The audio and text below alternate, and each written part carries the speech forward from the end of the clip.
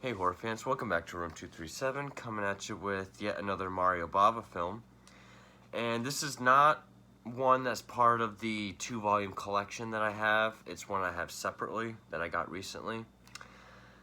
And it's one of his early 60s gothic horror films. But judging by the cover, you would not guess that because this is a fucking bootleg if I've ever seen one. It is The Whip in the Body. Yeah, you can definitely tell it's a bootleg. I mean, you can even see how it's all printed out, and it's not cheesy flicks like Curse of the Crimson Altar was, but yeah, it's got a really crappy menu, and yeah. But I do agree with the Video Watchdog quote, part whodunit, part ghost story. And one of the most delirious romantic horror pictures ever made. Actually, I will agree with that. A lot of people really like this film and consider it one of Bava's best. Kind of what they think about Barren Blood, I feel about this. I don't dislike the film. And I get its symbolism. I get all of that. But a ravishingly beautiful horror movie. Quote, but it's not quoted by anybody. I think someone put that on there. It does not look like a period romantic drama. It does star Christopher Lee and Dahlia Lavi.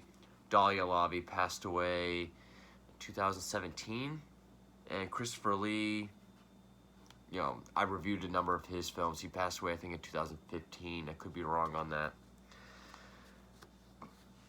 This was 1963, so I mean, I'm trying to think of what Hammer films were out at that time, specifically Dracula.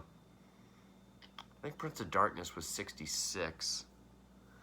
But anyway, so yeah, this is not a giallo. It is gothic horror, but I don't know if it's the transfer or what. Because I know this is a crappy version, but it kind of felt like a soap opera. It looked and played out like one a lot. The dubbing, there's some scenes where it's just laughable. And these aren't even what Christopher Lee is much younger than this, and Dahlia Lavi looks nothing like that. In fact, Christopher Lee, he's got like black hair that's all wavy. He looks like a young Al Pacino. That's what he reminds me of in this. And there's one family member or servant in the mansion who I could have swore was Peter Lorre. But yeah, this is kind of an odd movie, and I'm not sure how I feel about it.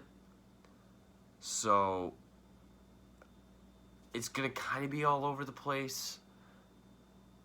I'm not going to put rant. I don't think I'm going to put rant, but I'm going to try to explain my feelings the best I can. This is the first time I've seen it, and it was on a shitty bootleg, which I bought it for $5, and I didn't have it. I wanted more Bava films, so I just got this copy. Hell, even on the original poster, he kind of looks more like, you know, Curse of Frankenstein, the Frankenstein monster. But yeah, of course, it was the assistant director. Was it on this, or was it Baron? Oh, it was Barren Blood. That I'm sure his son Lamberto Bava helped out on this one. It was originally released as What, with an exclamation point, here in America, which is a stupid title. And Night is the Phantom in the United Kingdom. There was a lot of cuts that were made to the sadomasochistic scenes, which is probably what hurt this film's release, because the sadomasochism is the whole symbolism of this film.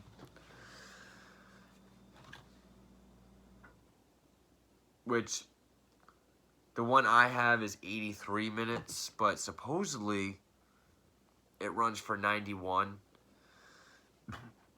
So I don't know what's cut out of this. I'm not sure.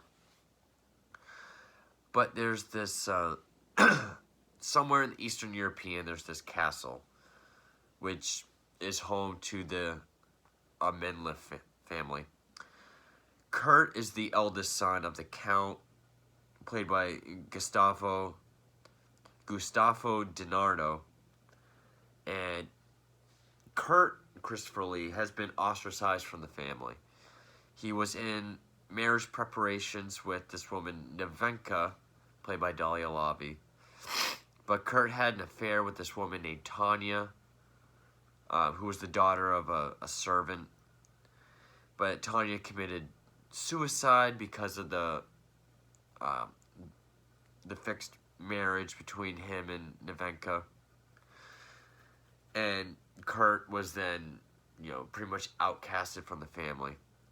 And Nevenka and everything else with the, the title and everything else was passed down to his younger brother Christian. And one day Kurt comes back. No one's expecting him. Well, he's there to celebrate. I think he's credited as Cristano, but I heard him say Christian. And Nevenka, but he's there to reclaim his title, and also Nevenka.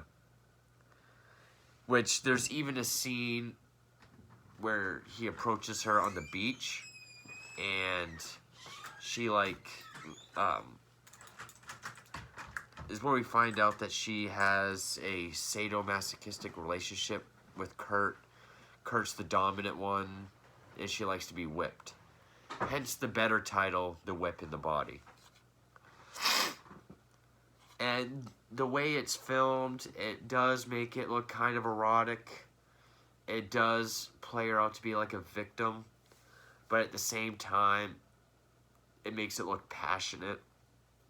And that's sort of their relationship. He's the dominant. She's the dominated. And because, he throws her on the ground and he says, "You haven't changed," and he whips her. And he says, "You love violence," and then they embrace each other. Of course, the Count still rejects Kurt, even when he tells him what he's there for, to reclaim what's his. And then one night, Kurt is found murdered with the same dagger that the previous woman, Tanya, committed suicide with. And then that becomes the whodunit as the family starts to fall apart. And they all start blaming each other. And that's really when the horror aspect, I don't know why I put it in air quotes, because it feels like the first half does feel more like a twisted romantic drama than it does a horror film. And I have to say, this movie, for the most part, lacked, and again, it could have been the transfer. I'm sure if there was like a remastered version, it would have looked better, but it really had the feeling of like a 60s soap opera. Just both in quality and how it was filmed. It didn't have that striking, beautiful cinematography that you could expect from Bava. Again, very well could just be this copy. After Kurt is murdered, this one woman, the older woman and the guy that looks like Peter Lorre, I think they're servants.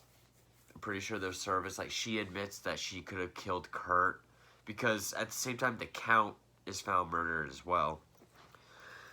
And they all kind of hint towards, they all had murderous feelings, but never towards, like, the same people. All the while, Nevenka is having these visions of Kurt's ghost coming to her in the night. those scenes were well done. Those scenes were, those felt like Baba. You know, her looking out this window and it's all black and it's just perfectly lit of Christopher Lee's face and like his neck, just with that cold Dracula gaze that he can do. And then or like she's laying in bed and she sees like a hand coming to get her and the hand's like bluish green. So that's when you get like this sort of trippy color filters that you could expect. There's even one scene where, and I mean, this film came out in 1963. It had delayed releases. Like, I think it was released in France in 66. But since it's a whodunit, I'm going to say spoilers, even though how old it is. There is a scene where Kurt's ghost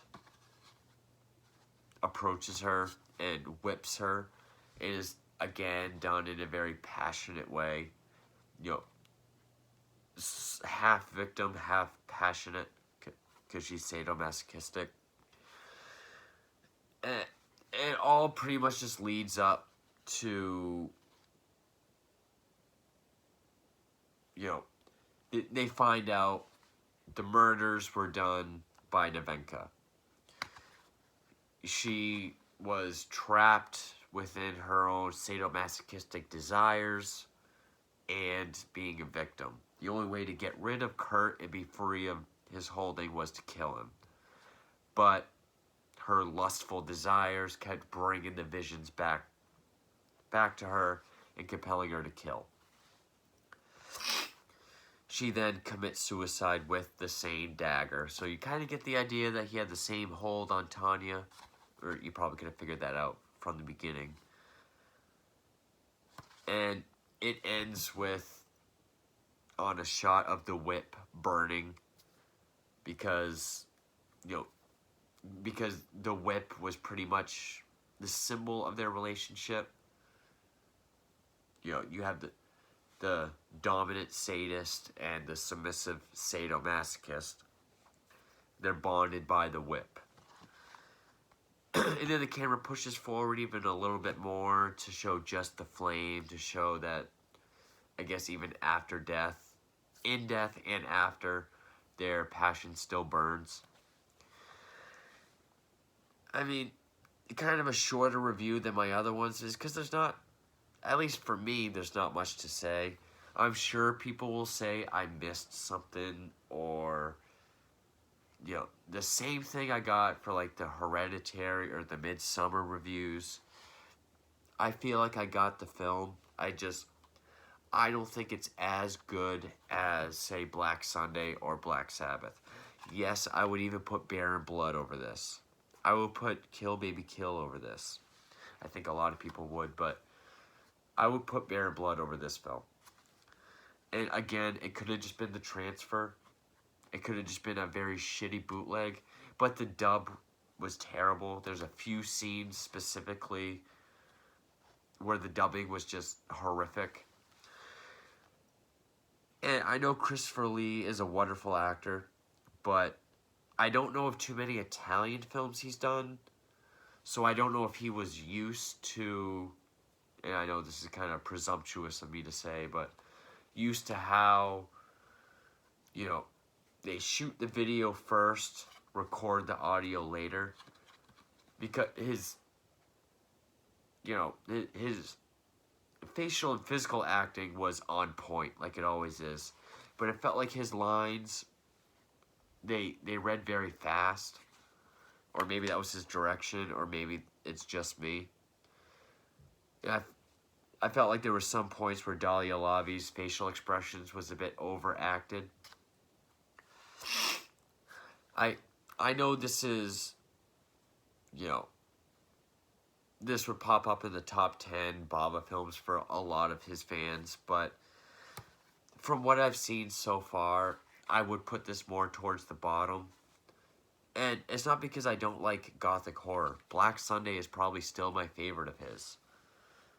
But, yeah, definitely not I mean, it's not that I disliked the film. I guess you could say I disliked the quality of this version. I mean, I always love seeing Christopher Lee. It's always great. And, you know, he did still have a very a menacing appearance, especially as the ghostly apparition.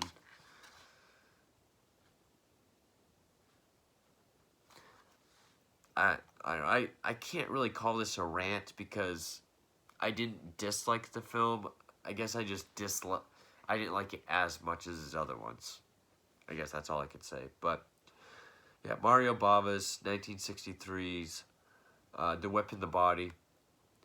Not one of my favorites, but I know it's not his worst. I mean, like Dr. Goldfoot and the Bomb Girls, or I've heard the Roy Colt film, which is part of the collection for some reason, is also pretty bad. So I know it's far from his worst. I mean, Dr. Goldfoot is pretty bad. I don't have that one, but yeah. Whip in the Body, not one of my favorites, but it's there. Thank you for watching.